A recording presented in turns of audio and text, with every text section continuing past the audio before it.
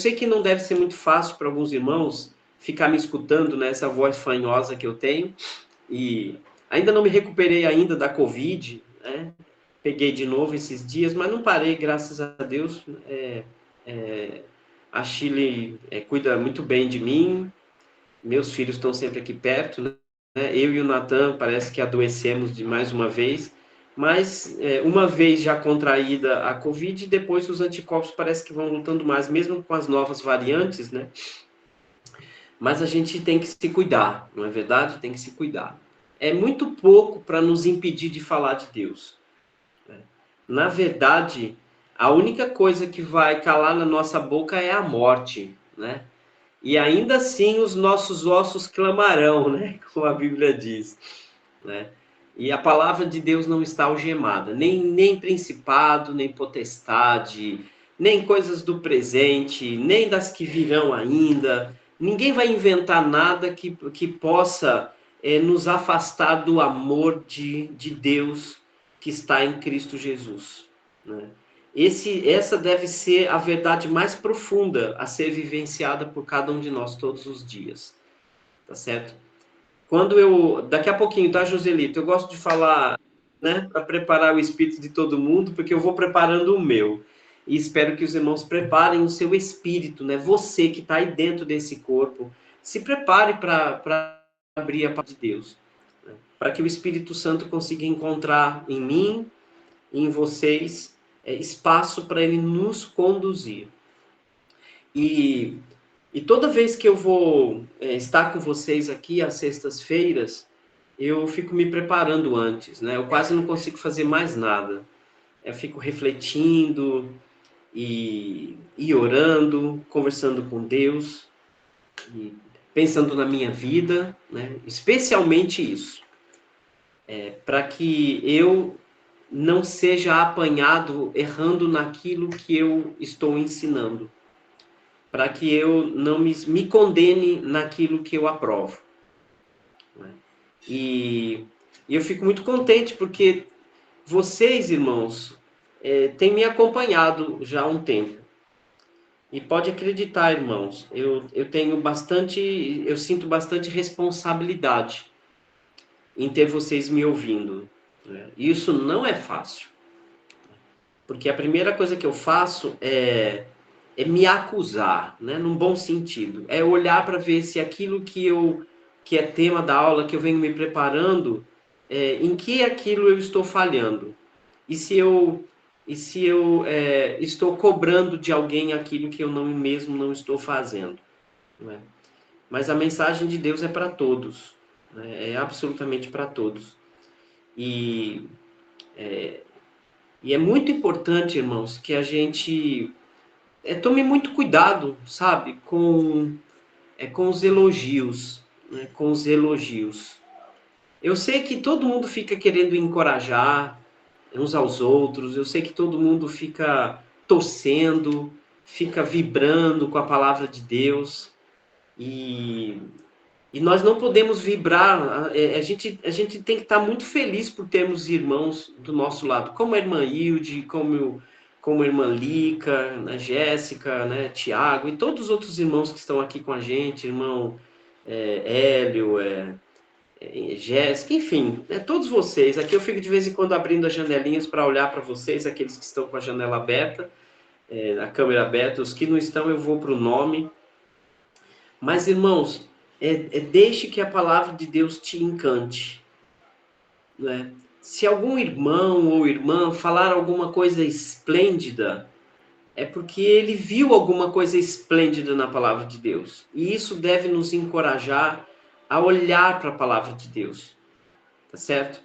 E os elogios, irmãos, eles são bons e maus, não é? Eles são bons para os que sabem ouvir bem, para os que não sabem ouvir bem, são maus. O elogio ele pode trazer tanto um encorajamento quanto um orgulho. O elogio também pode trazer o egoísmo, os ciúmes, né? A desaprovação de si mesmo. tem irmãos e irmãs que talvez não consigam ouvir elogios. Teve um momento na minha vida que eu também não sabia ouvir elogios e nem sabia dar elogios, né? Já me peguei em situações elogiando alguém, desconsiderando o outro que não tinha talvez a mesma capacidade, o mesmo entendimento, o mesmo conhecimento, e enquanto eu estava elogiando um para agradecer, e eu olhei ao lado e vi o outro se sentindo depreciado, porque também tinha falado, né? E a gente precisa sempre estar buscando a gratidão, né? Acho que melhor do que o elogio é a gratidão, né? Melhor do que a exaltação, não é? É o louvor a Deus. E eu clamo os irmãos que cada dia mais a gente se encante pela palavra de Deus, tá certo? Que a gente, quando tiver que falar qualquer coisa, que a gente olhe para o nosso Senhor Jesus e do fundo do coração a gente louve, né? Louve, que a nossa boca louve com sinceridade, porque Ele é um conselheiro maravilhoso. Ele é, ele é o nosso Senhor, o nosso mestre, e a gente não deve se esquecer disso nunca, tá certo? E eu fico imaginando como Jesus, né, trabalhou para que todo mundo se sentisse igualmente amado e importante no reino de Deus, né? Jesus ele foi totalmente contra qualquer ação, né, de qualquer um dos seus discípulos ou dos parentes dos seus discípulos, né, como foi a mãe de 2 de seus discípulos que pediu um lugar especial, né? Ó, Jesus, quando você vier no seu reino, coloca o meu filho à sua direita ou à sua esquerda, né? E Jesus disse: Ah, minha senhora, entre nós não é assim, né? Entre nós aquele que quer ser alguma coisa que sirva, não é? E Jesus foi tão incrível, porque ele, para mostrar isso que eu estou dizendo para os irmãos, ele lavou os pés, né? E ainda disse, né, eu, sendo quem sou, lavo os seus pés, né? O que vocês devem fazer uns aos outros? E o que enriquece a igreja do Senhor é que nós não temos cadeiras privilegiadas, nem um altar privilegiado nos nossos prédios, não é verdade? E a palavra de Deus, ela é quem tem que ser engrandecida. Por isso que nós devemos tomar muito cuidado. Porque você pode estar falando alguma coisa com um coração tão simples, tão puro, mas a gente nem sempre sabe que coração vai receber as nossas palavras, não é? E digo isso para que a gente continue fazendo aquilo que Jesus tanto queria que nós fizéssemos, né? Que é condescender com o que é humilde, tá certo? Que a gente aprenda isso cada dia mais, porque senão a gente desenvolve uma admiração por alguns, mas enquanto que outros talvez a gente fique com aversão, né? E aqui no reino de Deus nós precisamos olhar para todos os lados, tomar cuidado com uma grande armadilha do inimigo, tá certo? Que é fazer com que as pessoas se exaltem. Por muito menos os líderes judeus se achavam tão importantes e lutavam tanto por elogio. Como que vocês acham que os rabinos, que os professores da lei, chegavam ao ponto de chegar nas praças e derramar um monte de moeda no gasofilácio, né, aquela caixinha de oferta na praça, né? Imagine o barulho de um monte de um saquinho sendo derramado com um monte de moeda. Era um barulhão para todo mundo ver que ele ofertou bastante. E aqueles outros que ficavam nas praças, né, levantando voz para todo mundo ver como eles oravam bem, né? E alguns outros que não aceitavam a opinião de ninguém, porque eles eram os maiorais e conhecedores da verdade, né? E Jesus veio para quebrar tudo aquilo que para o ser humano é aparência, né? Jesus veio quebrar e mostrar que todos nós somos muito amados por Ele.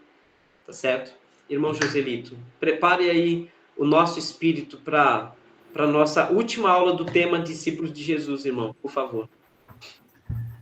Ainda, Pai, na Tua presença nesse dia, agradecemos por estar cuidando de cada um de nós. Nessa noite, nós pedimos que o Senhor esteja visitando a cada lar aqui presente, em especial a casa do Sérgio, pela saúde dele e dos seus filhos e sua esposa.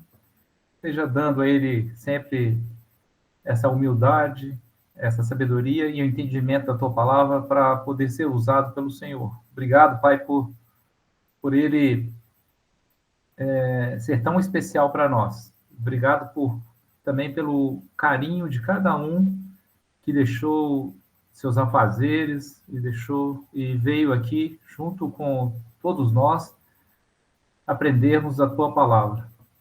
Obrigado, Pai. O nosso elogio maior que nós temos é quando o Senhor nos colocou maiores do que os profetas, aqueles homens, os pais da fé. O maior elogio que nós sentimos e gostaríamos de ouvir é o que o Senhor falou com o seu filho Jesus. Este é meu filho amado em quem me comprazo. Também, Pai, como é bom ver quanto o Senhor tomou o Enoque, que fez a vontade do Senhor, assim como Elias, o Senhor tomou também. E é bom saber, Pai, que o Senhor desceu até nós através do teu filho Jesus. Que bom que Jesus está sempre de braços abertos. Que bom saber, Pai, que Jesus venceu por nós. Que o Senhor seja com a igreja do Senhor nesse século, em especial com todos nós, que possamos ser usados pelo Senhor. E que o Senhor coloque dentro de nós, Pai, esse carinho que nós temos uns com os outros aqui no grupo, que possamos também ser assim com as nossas famílias, possamos ser assim com a nossa igreja, nossos irmãos. Que o Senhor esteja colocando dentro de nós isso que o Sérgio está colocando hoje e sendo usado pelo Senhor. É a nossa oração, Pai, agradecidos e reconhecendo o quanto o Senhor nos ama, o quanto o Senhor tem cuidado de nós. Obrigado por enviar flores todo dia para nós. Obrigado pelas estações que o Senhor envia, que o Senhor permite. Obrigado por este carinho do Senhor. É a nossa oração, Pai, agradecendo ao Senhor e pedindo a bênção em nome de Jesus. Amém. Amém. Amém. Amém. Amém, Senhor. Vamos lá. Obrigado, Joselito. Obrigado mesmo, irmão. Nós havíamos combinado de conversarmos, abrimos a Bíblia em 4 encontros falando sobre discípulos de Jesus. No nosso primeiro encontro, nós falamos que discípulo é mais do que um seguidor, né? E falamos algumas diferenças sobre isso. Depois nós falamos um pouquinho sobre o discípulo, ele tem um mestre, ele é aluno, ele se sujeita a ser aluno de Cristo. E de alguma maneira, eu tentei encorajar os irmãos a praticar esta ideia, né? A colocar isso no nosso pensamento. E, por sua vez, depois ainda nós falamos sobre a importância do discípulo entender o custo disso, o custo de ser um discípulo de Jesus Cristo. E eu confesso para os irmãos que eu tinha tantos outros assuntos para falar sobre isso, porque eu comecei a abrir a palavra de Deus, né, e tentar enxergar alguma coisa que fosse significativa para vocês, que eu conseguisse transmitir para vocês o que eu estou vendo. Mas, irmãos, como é difícil você transmitir fé para alguém ou transmitir visão para alguém. Na verdade, é impossível. A fé que você tem que segurar para ter mais ainda. Às vezes, nem nós seguramos a nossa própria fé, quanto mais a gente passar fé para o outro. Não passa. Não tem como. É individual. Né? A fé é totalmente individual. É só sua. É somente sua. Se você está num grupo de estudo bíblico, com 10 pessoas, 10 irmãos. A gente não tem a menor ideia o quanto cada irmão está ali pela fé. Não tem como saber. Então, a visão que você tem, que eu tenho, é só nossa. Eu não tenho, você pode preparar estudos, milhares e milhares de estudos, mas a visão que a pessoa vai ter, ela é individual. Sobre um mesmo assunto, dois irmãos têm conseguem enxergar coisas diferentes. Nós trabalhamos muito para manter a unidade, tá certo? Todos nós trabalhamos muito para mantermos a unidade. Unidade não é a mesma coisa que união, tá certo? Não é a mesma coisa que a união. União é estarmos juntos. Unidade é muito mais profundo do que isso. Unidade é pensarmos a mesma coisa, enxergarmos a mesma coisa, falarmos a mesma coisa. O apóstolo Paulo, na sua primeira carta aos Coríntios, ele fala sobre isso quando ele estava combatendo a divisão. A divisão, irmãos, não é apenas doutrinária, viu? A divisão, ela pode ser também de entendimento, de visão, né? E de pensamento. Olha só, Paulo usa essas palavras, né? Ele diz que rogo-vos, irmãos, pelas misericórdias de Deus, né, que vocês todos faleis a mesma coisa, tenhais o mesmo parecer, né, tenhais o mesmo sentimento. Então, isso é unidade. Unidade não é só citar a doutrina, um só batismo, uma só fé, um só Deus e Pai, tá certo? Então, isso é doutrina, mas você pode falar a mesma doutrina. Você pode falar que tem só um Deus e Pai, que é só um batismo. Mas se nós não trabalharmos da mesma forma, nós também nos dividimos. Então a unidade ela tem muito a ver com nos parecermos mais com Jesus. Tá certo? E isso é ser discípulo dele. Isso é se aproximar de Jesus como aluno, porque quanto mais nós aprendemos de Jesus, a probabilidade de falarmos a mesma coisa será maior. Ter o mesmo sentimento em Cristo só acontecerá quando a gente se tornar um aluno de Jesus. E é isso tem sido o teor desses nossos 4 encontros. Para a gente aprender de Jesus, andar com Jesus o máximo que pudermos. E a semana passada a gente falou sobre a importância da presença. O que Jesus fez com os seus seguidores. E aqueles seguidores, prestem bem atenção, né, na palavra. Jesus, ele trabalhou muito na vida de seguidores. E os seguidores que queriam aprender de Jesus, ele os transformou seus discípulos. Para onde ele ia, ele os apresentava como, olha, os meus alunos. Esses são os meus alunos. E Jesus fez isso assim, com tanto amor, com tanta dedicação e seriedade, que muitas vezes os escribas e fariseus cobravam dos discípulos a mesma coisa que cobraram de Jesus. Quantas vezes eles nem chegavam até Jesus, mas chegavam para um discípulo dele. E isso mostra que muitas pessoas do mundo não conseguem chegar até Jesus, mas se enxergarem você como discípulo ou como discípula, eles vão até você. Muitas pessoas não conseguem enxergar Jesus, mas vão chegar até você para que você ajude eles a enxergar Jesus. E isso é a palavra discípulo. Isso é muito importante para a vida da igreja. E eu espero que individualmente cada um de nós consigamos isso, não é? Sermos alunos a esse ponto, a este nível.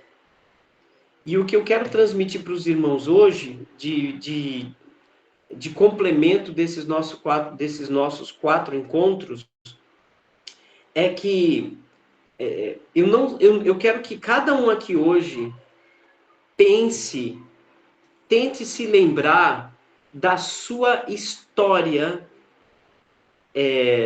na vida cristã. Não importa quantos anos, se 10, 20, 30, se 2 anos, 1 ano, 1 mês. Eu queria que cada um pensasse e olhe na sua história e responda uma pergunta para Cristo. Tá? Para você mesmo, é claro, mas para Cristo, especialmente. E a pergunta é a seguinte: alguém estudou a Bíblia com você pessoalmente? Alguém que conhecia Jesus ajudou você a estudar sobre todas as áreas da sua vida? Todas as áreas da sua vida? Essa é a minha pergunta. E quanto tempo levou esses estudos? Quando apresentaram Jesus para você, alguém se aproximou de você para treinar você, para conversar com você sobre sua vida íntima? Alguém estudou com você sobre o jeito como você fala? Sobre o que passa por sua cabeça? Se tem pessoas do seu passado que te feriram, te magoaram, e como você trabalharia para perdoá-los? Alguém já foi com você até para que você tivesse coragem de pedir perdão para alguém? Essa pessoa fez de você um discípulo de Cristo? E depois que você se batizou, essa pessoa ensinou você a guardar todas as coisas que Jesus ordenou? Esse irmão que estudou com você, irmão, e essa irmã que estudou com você, falaram sobre sua vida íntima, sobre suas tentações, sobre suas provações? Então, essa é uma pergunta. Essa pessoa sabia das suas dívidas? E ajudou você a orar para que você mantivesse o seu nome limpo? Essa pessoa ajudou você a se preparar para o casamento, ou ajudou você a restaurar o seu relacionamento com a sua esposa, ou com o seu noivo, sua namorada? Essa pessoa orou com você sobre todos os problemas que você estava enfrentando? Bom, irmãos, tem muitas outras perguntas aqui, mas todas, resumindo, falam sobre isso. Então, eu gostaria que você tentasse hoje, não de maneira negativa, mas eu gostaria que vocês, irmãos, hoje fizessem esse exercício. Eu não sei o que vocês responderam, mas eu queria que você tentasse se classificar. Você é um irmão ou uma irmã que ainda está no processo de aprendizado, ainda tem alguém estudando com você? Lembre-se que até agora, em momento nenhum, eu falei se você está participando de reuniões, de aulas, de lives, de escola bíblica dominical, de grupo casa, bate-papo bíblico em casa, né? Eu não estou falando nada disso. Isso é grupo, coletivo. Eu estou falando individual. Bom, então agora eu quero que você tente se classificar. Se você nunca passou por esse processo de alguém que ia fazer de você um discípulo e levar você ao batismo e ensinar depois do batismo todas as coisas que Jesus ensinou, se você não teve isso na sua vida, é muito provável que você seja um órfão na fé, que fica pegando as reuniões para tentar se alimentar. Então, analise se você é um órfão na fé que vai se alimentando de estudos gerais, mas nunca ninguém consegue conversar com você sobre os seus problemas mais íntimos. Tá certo? Segunda classificação. Você é esse órfão ou órfã na fé, mas você estuda tanto. Você vai exatamente naqueles textos. Você vai atrás de quem está falando daquele assunto. Você abre aquele texto que fala sobre sua intimidade sexual, sobre o que passa por sua cabeça. Você vai direto em Jesus e na palavra dele, no Espírito Santo, para ele te responder cada um dos problemas que você tem enfrentado. Porque você talvez não consiga conversar certas coisas com outro irmão ou irmã que te discipule, ou enfim. Número 3. Você é um irmão ou uma irmã que teve esse privilégio e essa fantástica oportunidade de ter alguém que discipulou você, que estudou a Bíblia com você, que orou junto por sua vida moral, que ajudou você a enfrentar os palavrões ou os vícios, que ajudou você a organizar suas finanças, a ofertar corretamente, a tomar a ceia direito, a compreender as Escrituras, a enfrentar os pecados, as dificuldades do passado e ajudou você a se recuperar. Se você teve essa pessoa ao seu lado, não é? Isso é muito bom, muito importante. Poucos têm isso. Número 4. Se você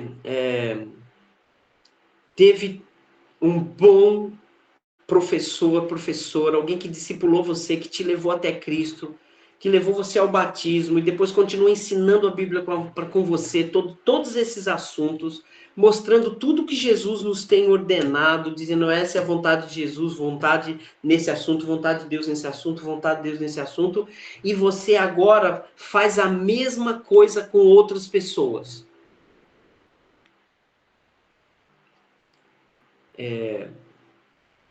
Eu sei que aqui nós temos todas essas realidades, irmãos. Eu não tive. Parte disso por culpa minha.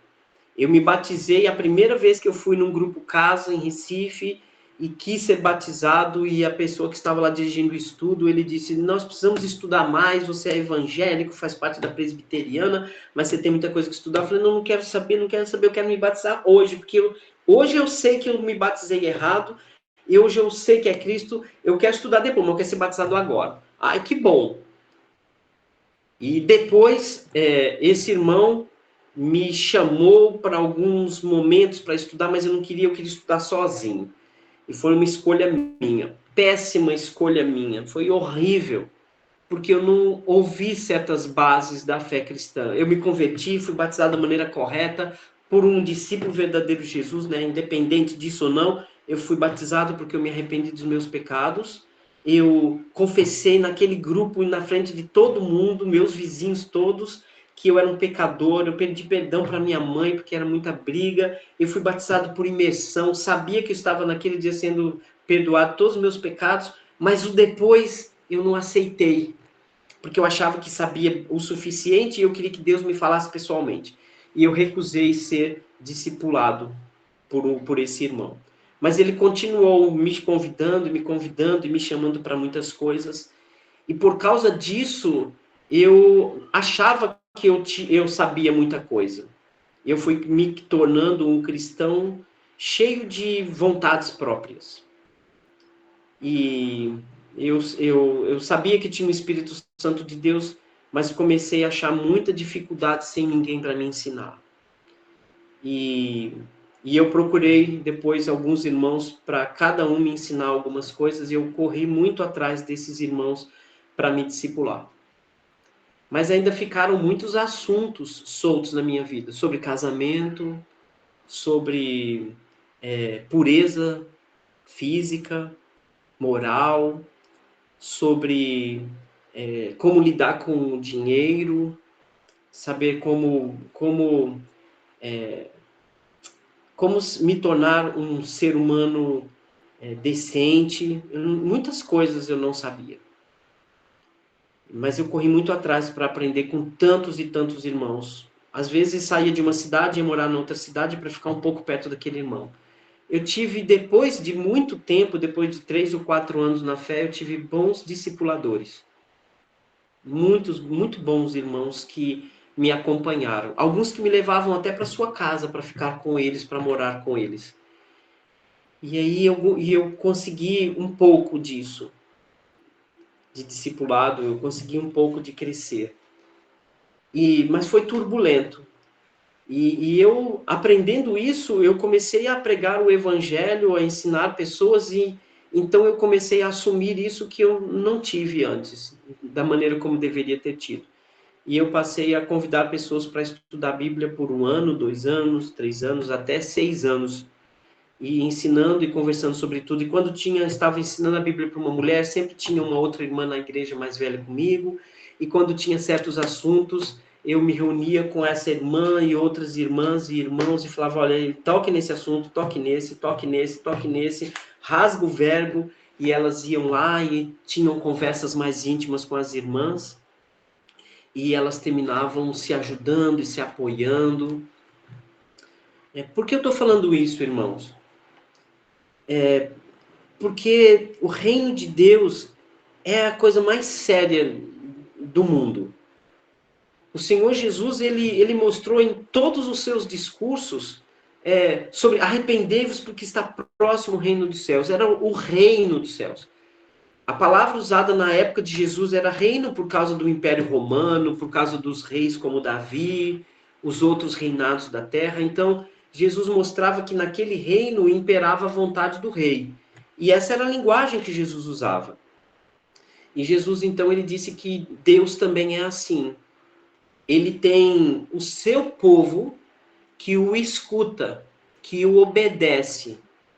Ele tem o seu povo que ele julga, que ele orienta, que ele manda os seus anjos ou manda os seus servos, os seus discípulos, para apoiar. E é um reino perfeito, porque quando um súdito do reino de Deus está em dificuldade financeira, os irmãos que têm essa boa experiência, que têm a vida financeira organizada, vão lá estar perto dele, acompanhá-lo até ele sair daquela situação. Quem faz muito isso e faz de maneira muito precisa são os... esqueci o nome agora. É uma seita. Seita não, é um grupo aí meio político que usa a religião também. Maçom. Isso aí. Os maçons fazem muito isso. E muitas vezes usando a própria Bíblia. No reino de Deus, quando um irmão ou uma irmã está passando por uma crise de família, a igreja, esse reino se movimenta imediatamente para ir lá ajudar. Quando é um casal novo, a igreja, mesmo que seja um casal novo em lua de mel, mas a igreja se movimenta, pega aqueles casais e manda correndo para lá para preparar aquele jovem casal para as dificuldades que eles enfrentarão no futuro. Eles vão falar sobre traição, sobre adultério, sobre divórcio, sobre casamento, sobre pureza, sobre o homem sendo cabeça da família, explicar isso direito, sobre a mulher ser submissa, como funciona isso? É doutrina ou é o grande vontade de Deus? Às vezes nós ensinamos doutrina da maneira errada. A Bíblia não ensina um homem para ser machista e nem ensina a mulher a ser humilhada pelo marido. Mas vai ter que ensinar lá. A mulher se submete à missão que Deus deu para o homem. A mulher, ela se submete à missão que Deus deu para o marido para encorajar o marido a ser um homem decente.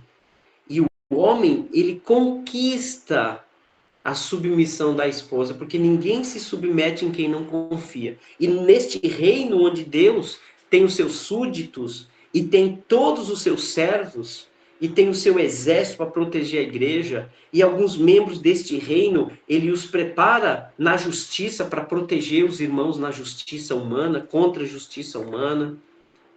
Quando alguém começa a estudar a Bíblia, todo este reino começa a orar e se movimentar, e ficam ali atentos para ver se aquela pessoa está sendo discípulo de Jesus, e se é discípulo vai ser batizado, e depois do batismo, quem é que está acompanhando? Continue acompanhando, ensinando todas as coisas que eu vos tenho ordenado. Essa questão do reino de Deus, ela não é só coletiva, ela começa, irmãos, com o individual. 2 Timóteo, capítulo 2, versículo 1, diz algo importante. 2 Timóteo 2:1. Portanto, Segundo Timóteo, carta de Paulo a Timóteo, capítulo 2, versículo 1. Comecei a ler, viu, Giovanni, na NVI, tá? Portanto, você, meu filho, fortifique-se. Essa é uma palavra muito importante. Fortifique-se na graça que há em Cristo Jesus. A gente despreza a palavra fortifique-se, mas ela é importante. Qual é o exemplo de uma coisa forte? Olha a suspensão de um carro, como tem que ser forte para aguentar uma velocidade de 110 km por hora. Fazer uma curva a 80, pegar um buraco e ainda assim não sair, a roda não se desprender do carro. Tem que ser forte. Tem que ter flexibilidade e força. Portanto, você, meu filho. Ele usou a palavra portanto, por causa do assunto que ele vinha anteriormente, mas ele diz você. Essa palavra você é individual. O que é para Timóteo não é para Joselito. O que é para Joselito pode não ser para Hilde. O que não é para Hilde pode não ser para o Tiago. O que é para o Tiago pode não ser para Irene.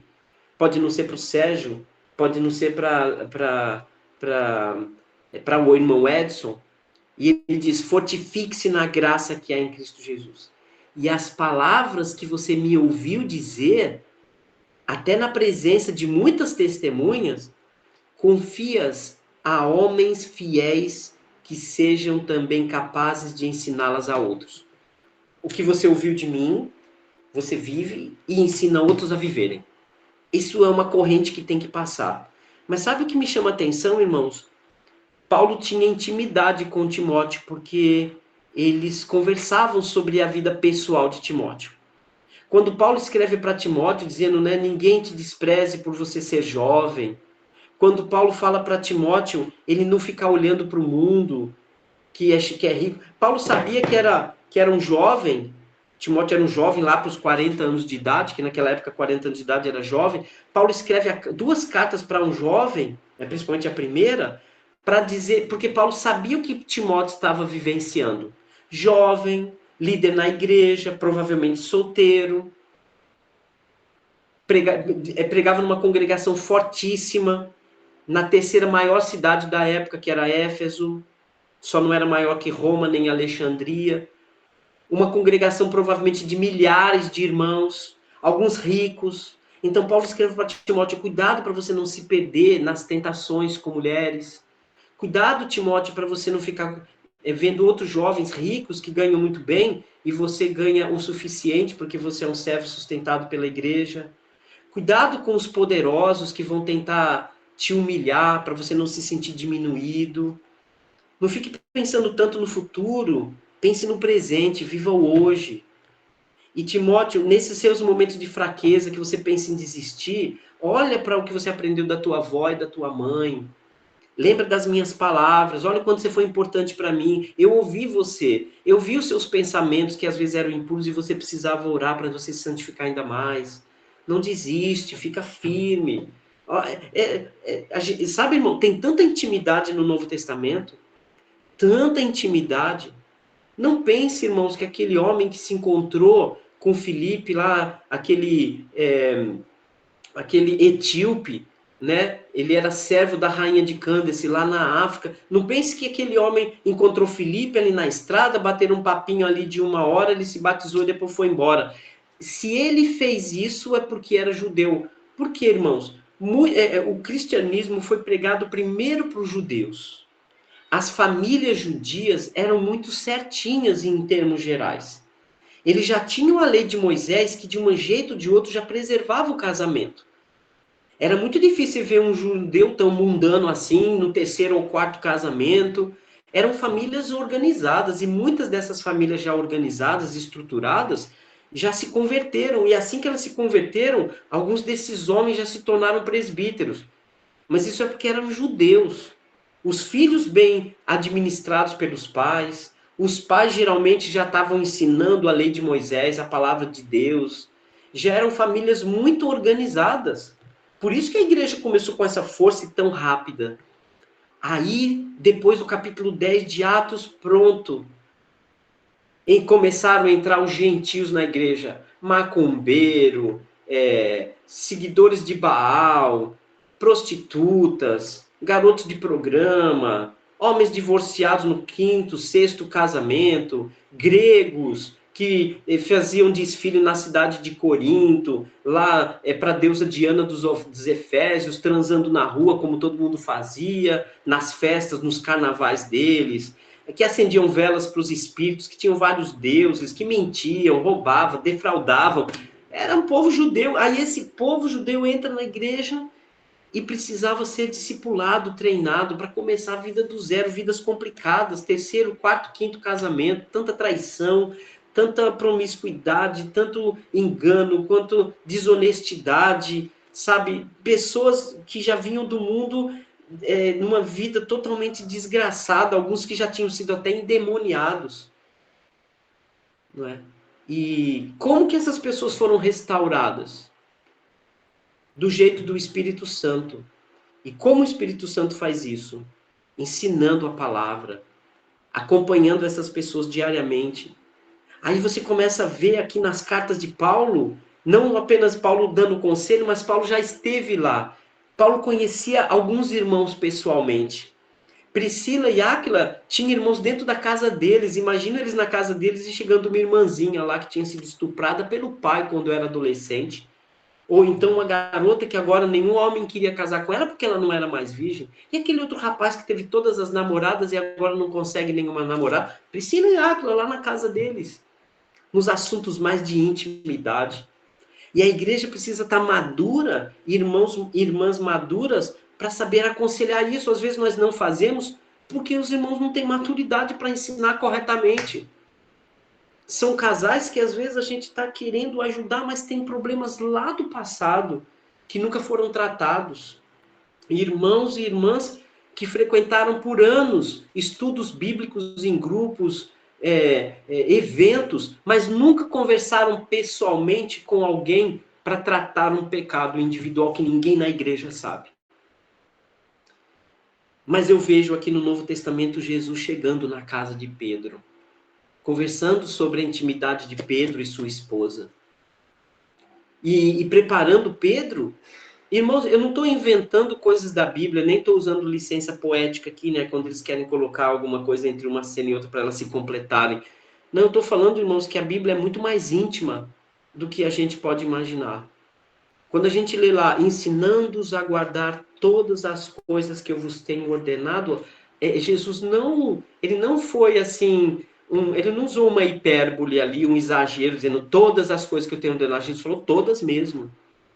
Aí a gente vê os irmãos hoje falando a vontade de Deus, mas tá, vontade de Deus, mas em que área? Não é uma só vontade de Deus, são muitas vontades de Deus. Qual é a vontade de Deus sobre eu falar de um irmão quando ele não está presente? Tem uma vontade de Deus ali. Qual é a vontade de Deus sobre eu elogiar alguém ou eu criticar alguém nas costas dela? Qual é a verdade de Deus? Qual a vontade de Deus sobre isso? Qual é a vontade de Deus sobre o meu dinheiro? O que eu faço com o meu salário? Qual é a vontade de Deus sobre eu fazer dívidas que não posso pagar? Eu já me meti nisso, irmãos. Não fiz a vontade de Deus. E estou pagando muito caro hoje, porque hoje eu estou fazendo a vontade de Deus. Por isso que eu não tenho luxo, porque eu não tenho certas coisas, porque eu tenho que pagar a todo mundo que eu devo. Pagai a todos o que é devido. Se você deve honra, pague honra. Se você deve respeito, pague respeito. Se você deve dinheiro, pague dinheiro. Romanos capítulo 13. Sabe, irmãos? Jesus, ele tratou cada um dos seus discípulos de maneira pessoal. Eu posso olhar... Eu fico vindo milhares de textos na minha cabeça, claro, agora eu exagerei, né? Mas muitos textos na minha cabeça, como Hebreus 4:12. A palavra de Deus é viva, não morre, e ela é eficaz. E eficaz é porque ela funciona. Ela foi feita para funcionar. Então, um conselho de Deus para a minha vida pessoal, que ninguém na igreja sabe, certo? Que ninguém na igreja sabe, mas a palavra de Deus, ela tem que vir para esse meu problema. E aí ela vai ser eficaz. Como? Ela vai cortar tudo cortar aqui não é uma facada, mas ela vai separar. Não, uma coisa que você está indo bem, Sérgio, é porque você não mente. Então você não é uma pessoa que tem problema com mentira. Ah, mas Sérgio, você tem alguns pensamentos que podem ser impuros. Ah, não, mas você não tem pensamento impuro, irmão Maria ou José, mas você tem muito problema com dinheiro. Ah, não, você não tem esse problema com dinheiro, mas você tem esse problema aqui com status e prestígio. Você se acha mais importante do que outras pessoas. Ah, porque você tem um certo preconceito. Ah, é porque você, na verdade, não tem coragem de pedir perdão, não tem coragem de reconhecer que errado foi você. Se não foi errado, foi responsável. Aí você pega a Bíblia lá e ela separa isso tudo de você. Coloca o que você está acertando e o que você está errando. Isso é andar na luz. É acender a luz e você vê tudo o que você está fazendo de certo e errado. 1 João, capítulo 1. Depois ele começa dizendo o seguinte, capítulo 2, desculpe. E aí depois você pega o texto ainda que ele diz assim, Hebreus 4:12. E penetra até o ponto de dividir dentro de uma única pessoa, alma e espírito, ou seja, o que a pessoa pensa e o que ela sente. Quando fala de alma ali, ele está falando das emoções. Quando está falando de espírito, é o que você pensa, é quem você é o seu pensamento, é o trabalho que você faz. Então a Bíblia vai separar os dois. Olha, você está pensando certo, mas as suas emoções estão te enganando. Você está se apaixonando por coisas que não deve se apaixonar. Você está viciado em videogame. Você está viciado em novela. Você está viciado em falar dos outros. Mas você pensa certo. Então vamos dividir. O que deve prevalecer? O que você pensa certo ou o que você sente de errado? Então, vamos trabalhar. E a palavra de Deus vai. Depois ele diz assim, e apta, a palavra aptidão quer dizer, ela tem o objetivo e foi preparada para discernir, diferenciar, né? Para discernir os pensamentos e propósitos do coração. Eu posso até pensar certo, mas a minha intenção está errada. Olha como a palavra de Deus é íntima. Irmãos, nós temos muitos encontros, graças a Deus, em assembleia. Lives com muitos irmãos. Aqui eu nem sei quanto tem, 40, nem sei quantos irmãos tem, que acho que é por aí mesmo, mas e a gente vai para a escola dominical e a gente assiste uma pregação, e o íntimo? Não esquece, irmãos, antes de tudo, nós temos um compromisso individual com o nosso Senhor Jesus Cristo. E é muito difícil você fazer isso sozinho. Algumas pessoas até conseguem. Eu consegui por um tempo. Mas sofri muito porque aprendi errado comigo mesmo. Quando você escuta sua própria voz, entende? Você nem consegue mais se acusar, porque a consciência ela é autojustificativa.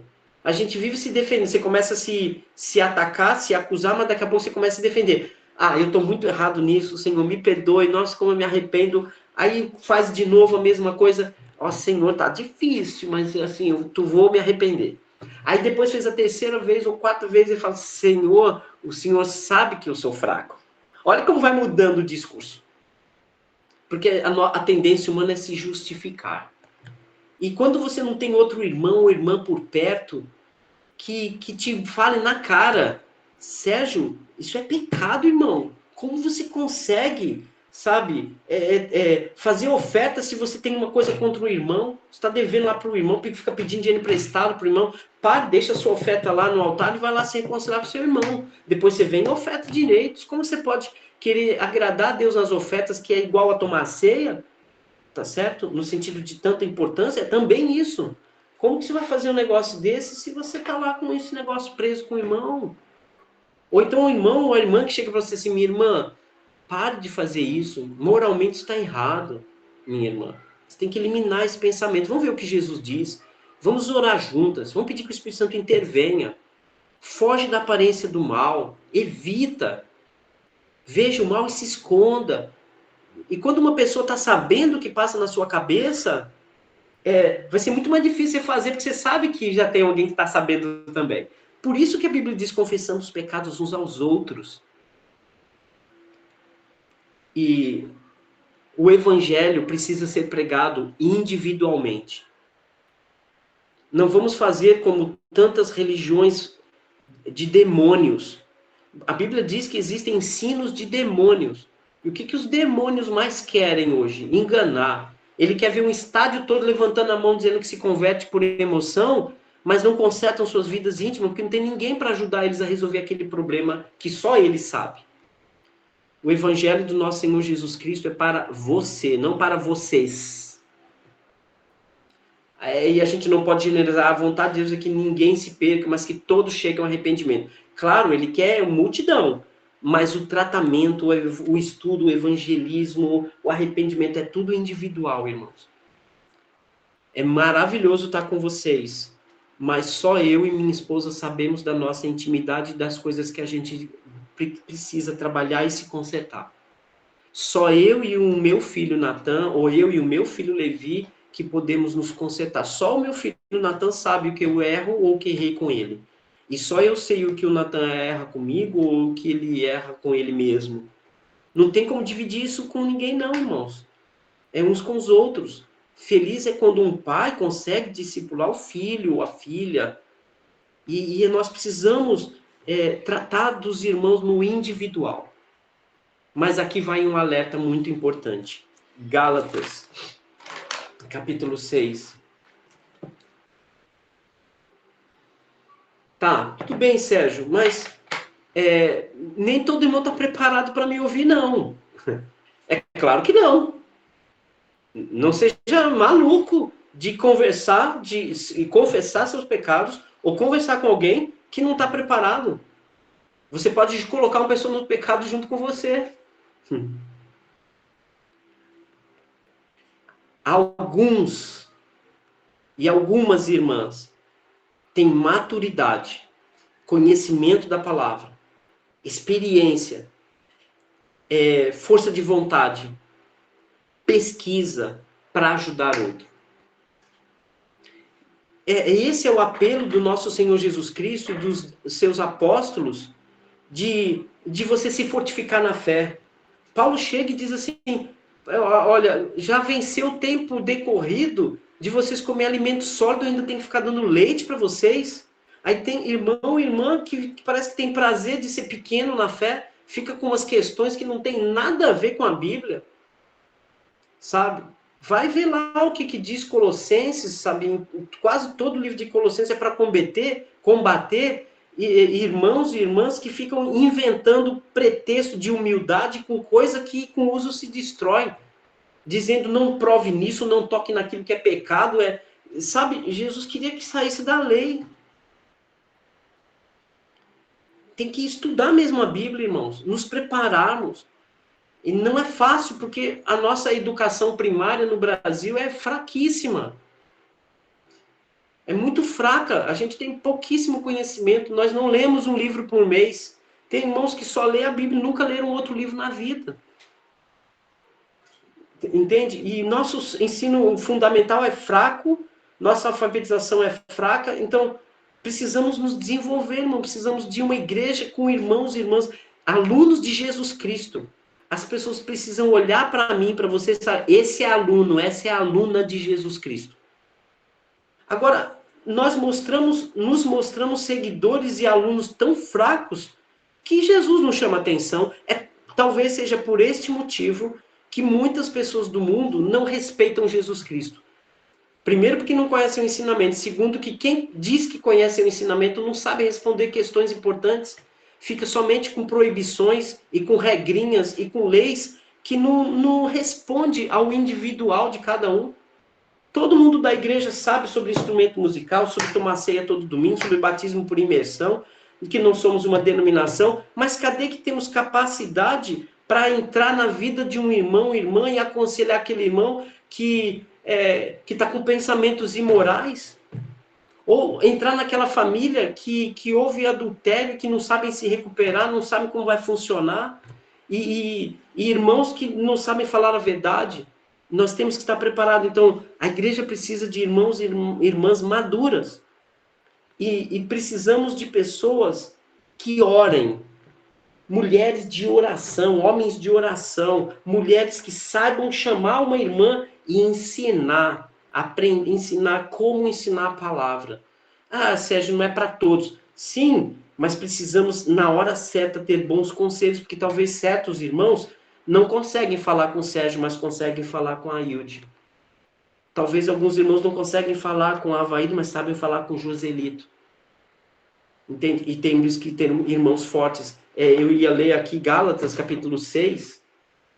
Né? Gálatas, capítulo 6. Deixa eu abrir rapidinho aqui, para a gente finalizando. Gálatas, capítulo 6, versículo 1. Aí ele diz assim...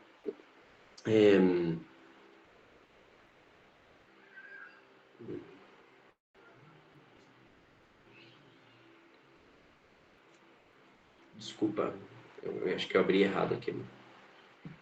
Gálatas 6. Achei, agora sim. Irmãos, se alguém for surpreendido... Irmãos é porque ele estava ensinando toda a congregação. Mas agora ele vai falar do indivíduo.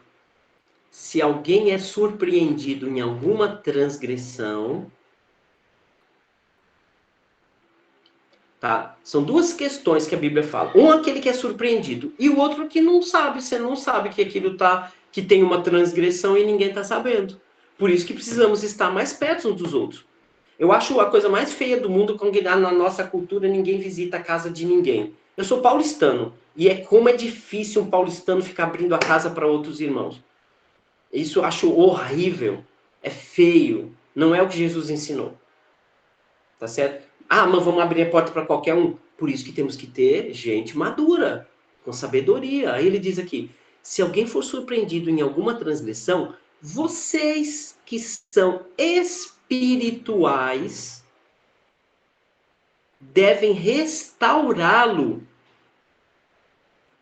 Quem vai restaurar? Olha a palavra que ele usa aqui. Restaurar, irmão, é quando você pega uma obra de arte ali, que está toda manchada, danificada com o tempo, machucada, um quadro. Aí o que você faz? Você vai limpando, depois você vai preenchendo os espaços, depois você vai tirando a umidade, o mofo, volta para a pintura original, depois vai limpando de novo, vai dando uma nova pintura em cima. É trabalhoso.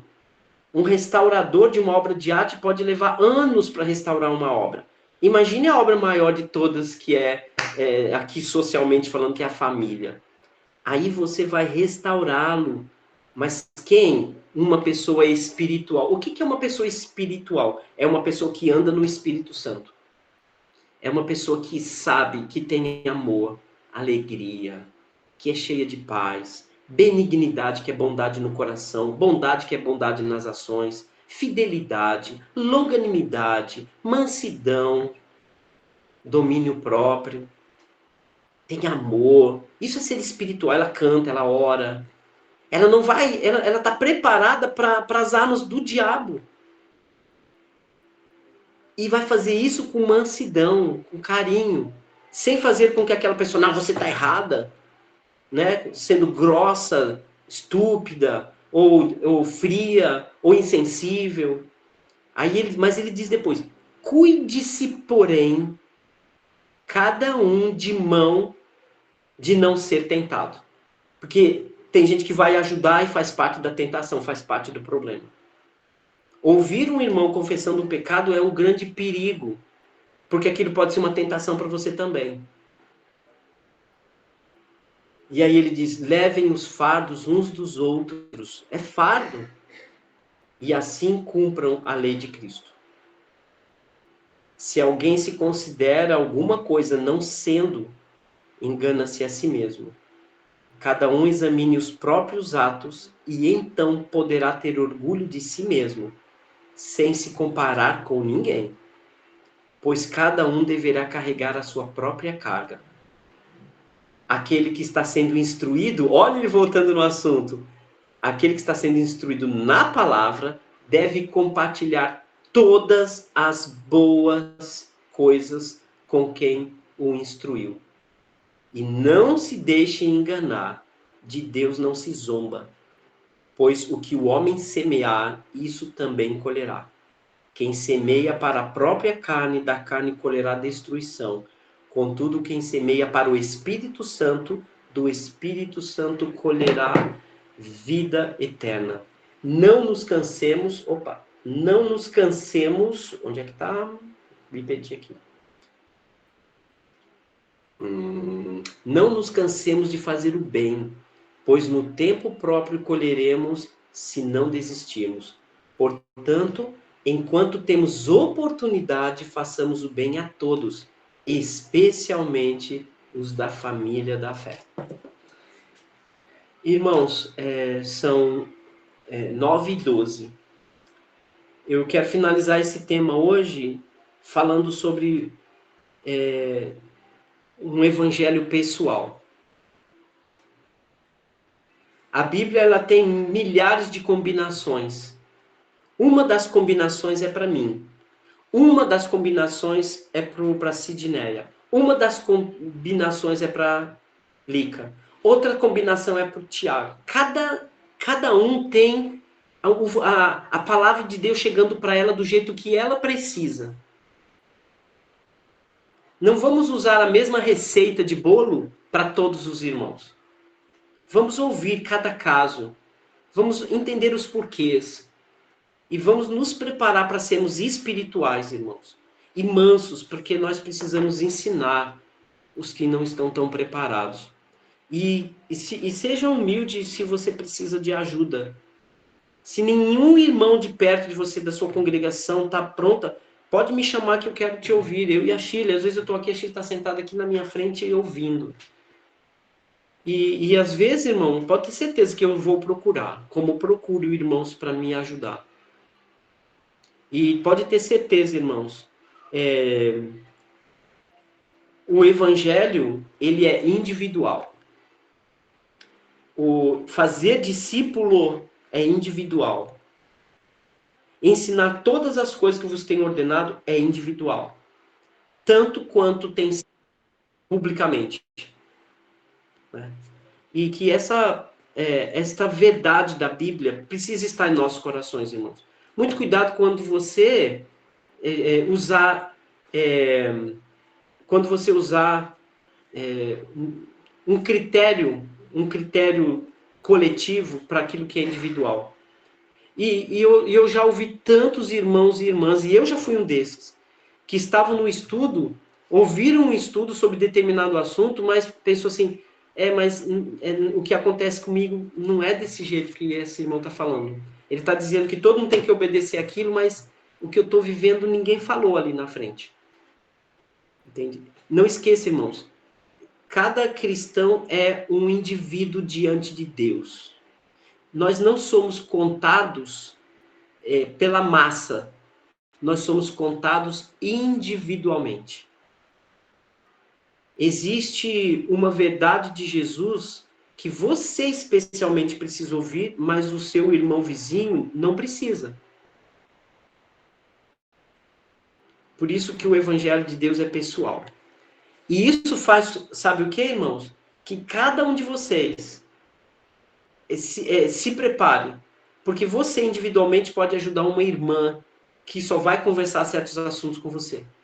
Um irmão que só vai conversar certos assuntos com você. E vamos estar preparados. E vamos olhar para cada pessoa individualmente. Cada alma. Jesus, ele pregou cada alma. Que ele disse, olha, mais vale um pecador arrependido do que todo o resto do mundo. Ou da igreja que não precisa se converter. Uma única ovelha se perdeu, enquanto que 99 estava lá no aprisco. Olha Jesus falando que o indivíduo é cada um. Quando conversar com um irmão, com a irmã Hilde, converse com a irmã Hilde. Saiba da irmã Hilde.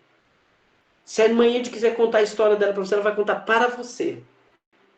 E você vai contar a sua história para a irmã Hilde. E ela vai te ajudar como mulher, como irmã, como cristã. Se não sabe, vamos ler a Bíblia junto. Irmãos, vocês que sabem, qual é o texto bíblico para eu ler com uma irmãzinha aqui do meu coração que eu quero ler com ela?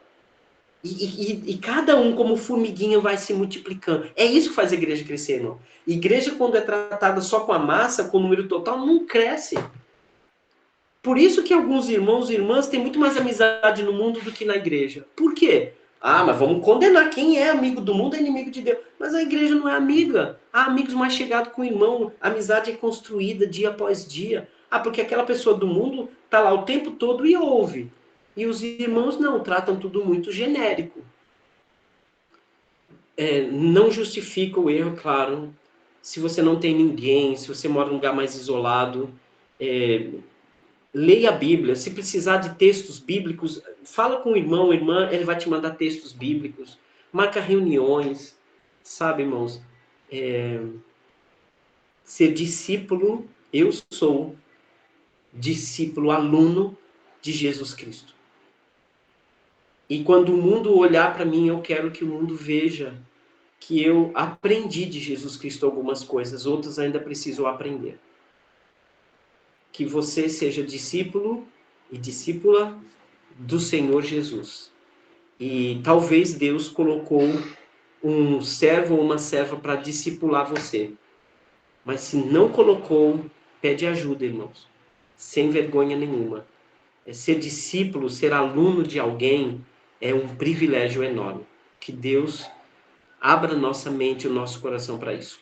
Muito obrigado a todos. Vamos orar? Eu sei, Senhor Jesus, que eu falei me ouvindo e eu falei só do meu coração. Eu não tenho a menor ideia o que cada irmão está pensando. Mas eu quero que o Senhor trate cada irmão individualmente. Esses 38 irmãos que estão aqui agora e irmãs. Entra na vida individual deles, Pai. E que eles encontrem um bom irmão, uma boa irmã, para se abrir, para buscar entendimento, para crescer. Porque tantas pessoas, Senhor bendito, na tua igreja estão desorientadas, estão precisando tanto de ser ouvidas no individual. Muito obrigado por tua palavra, porque ela foi feita para mim. E muito obrigado porque o Senhor Deus, em bilhões de pessoas, me ama individualmente. Ele sabe quando eu deito e quando eu me levanto. E mesmo ele estando longe, ele penetra o meu pensamento, ele esquadrinha, ele investiga cada detalhe meu. Ele sabe do que eu penso e do que eu vou falar antes de eu abrir a boca. Obrigado porque o Senhor me trata individualmente e sabe quem é o Sérgio Antônio Feijó de Araújo. Muito obrigado, Senhor. Em nome de Cristo. Amém. Amém. Amém.